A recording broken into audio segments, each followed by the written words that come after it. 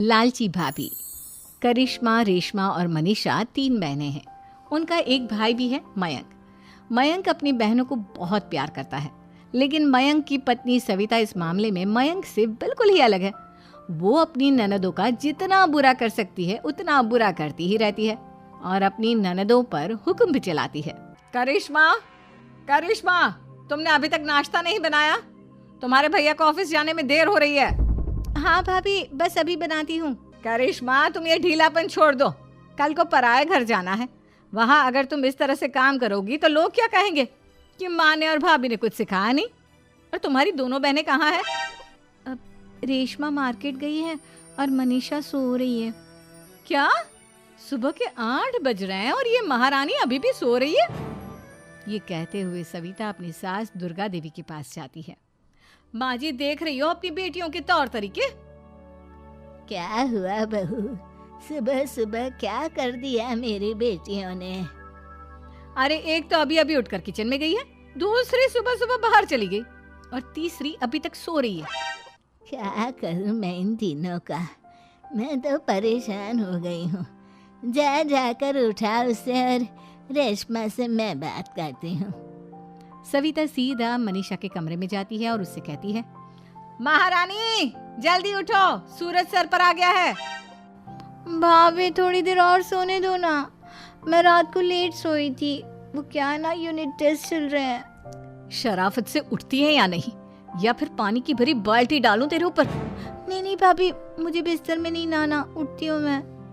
मनीषा जल्दी से उठकर बाथरूम में चली जाती है। सभी आराम से बैठकर नाश्ता कर रहे होते कि तभी रेशमा बाजार से हाथ में सामान लिए आ जाती है। रेशमा को देखते ही सविता उस पर बरस पड़ती है। लो, आ गई महारानी। ऐसा भी क्या सामान लाना था जो सुबह आंख मलते ही बाजार की तरफ रवाना हो गई? भाभी, कल आप ही तो चीख रही थी कि घर का सारा सामान मुझे ही लाना पड़ता है, घर में किसी को भी किसी काम से कोई लेना देना नहीं है।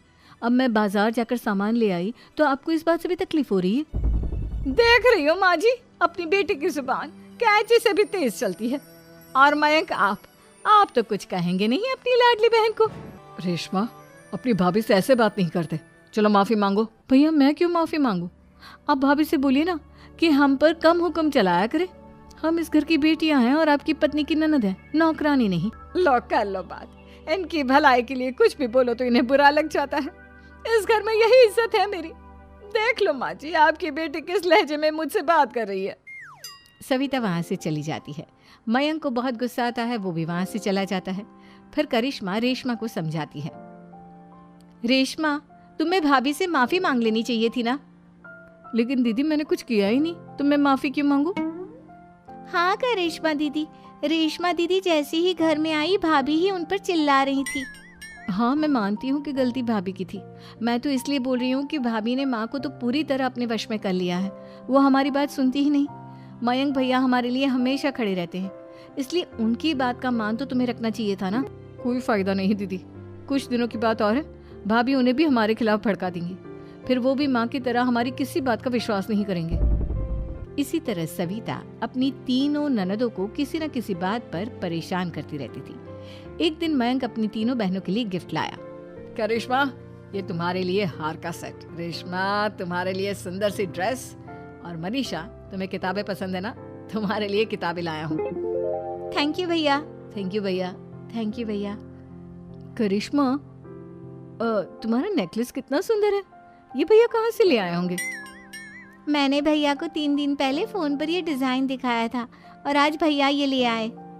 सविता तो अपनी ननदों के गिफ्ट्स देखकर जल गई और करिश्मा का नेकलेस तो उसे भी बहुत पसंद आया था। अपनी बहनों के लिए कितना अच्छा नेकलेस लेकर आए हैं, मुझे कभी कोई गिफ्ट नहीं दिया। मैं आज ही ये हार चुरा लूंगी। रात में सविता करिश्मा का हार चुरा लेती है और इसी तरह उसे अपनी ननदों की जो भी चीज़ अच्छी लगती वो उसे मांगती नहीं, बल्कि रात के अंधेरे में चुरा लेती।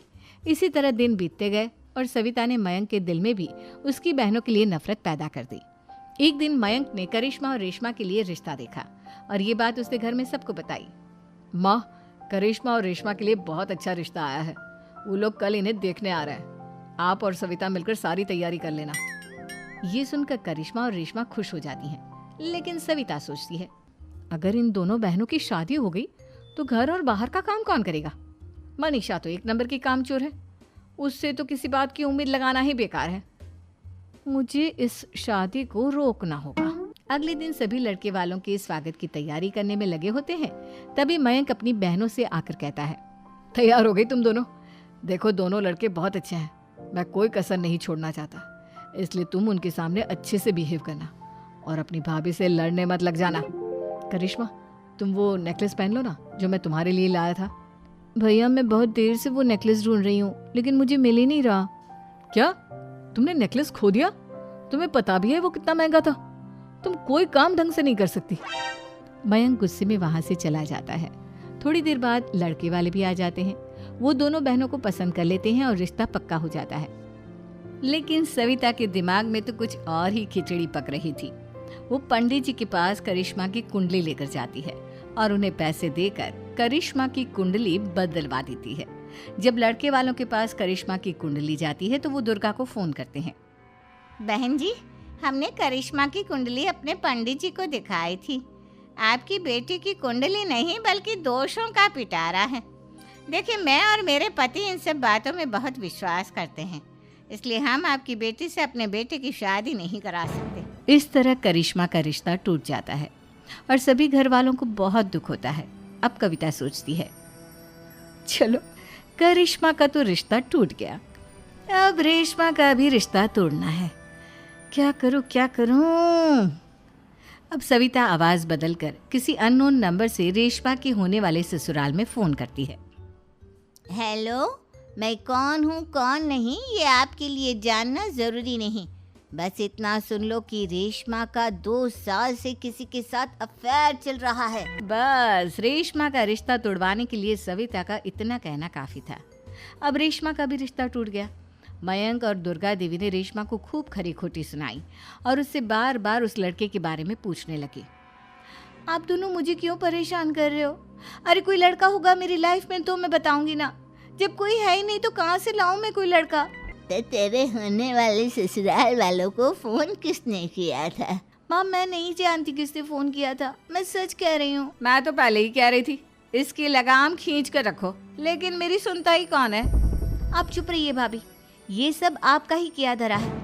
अब तीनों बहनों को विश्वास हो जाता है कि ये सब उनकी भाभी ही कर रही है। तीनों बहनें अपनी भाभी को सबक सिखाने के लिए एक वकील कर लेती है और घर में हिस्सा मांगना। देखो भैया, माँ बाप की जायदाद में जितना बेटों का हक होता है उतना ही बेटियों का, इसलिए इस घर के 4 हिस्से होंगे और हमें अपना हिस्सा चाहिए। मैंने तुम्हारे लिए क्या क्या नहीं किया और तुम इस घर में हिस्सा मांग रही हो? भैया, आप और माँ हम बहनों की कोई बात नहीं सुनते हो और भाभी हमारी शादी नहीं होने देगी क्योंकि उन्हें लगता है कि आप हमारी शादी में ज्यादा पैसा लगाओगे और उन्हें हम जैसी फ्री की नौकरानी कहाँ मिलेगी। तो हम भाभी के साथ तो रह नहीं सकते, हम बहनों को अपना हिस्सा चाहिए।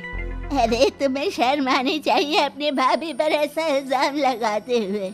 वो तुम्हारे बारे में कितना सोचती है। हाँ माँ, भाभी हमारे बारे में बहुत सोचती है, दिन रात बस यही सोचती रहती है कि किस तरह से अपनी तीनों ननदों को परेशान करूं और कभी मुझे पढ़ने भी नहीं देती। दोनों बहनों का रिश्ता भी तो इन्होंने ही तोड़वाया है और रात में हमारे कमरे में आकर हमारी चीजें भी चुराती हैं। इसी तरह सविता की तीनों ननदें अपनी बात पर अड़ी रही। अब कोर्ट में तारीख भी शुरू हो गई। जब सविता को लगा कि उसकी तीनों ननद इतनी आसानी से नहीं मानने वाली, तो उसने अपने पति और सास को सारी सच्चाई बता दी और अपनी तीनों ननद से माफी मांगी। मयंक और दुर्गा को भी अपनी गलती का एहसास हो गया। अब सविता खुद करिश्मा और रेशमा के लिए अच्छा रिश्ता ढूंढती है और उनकी शादी करवाती है।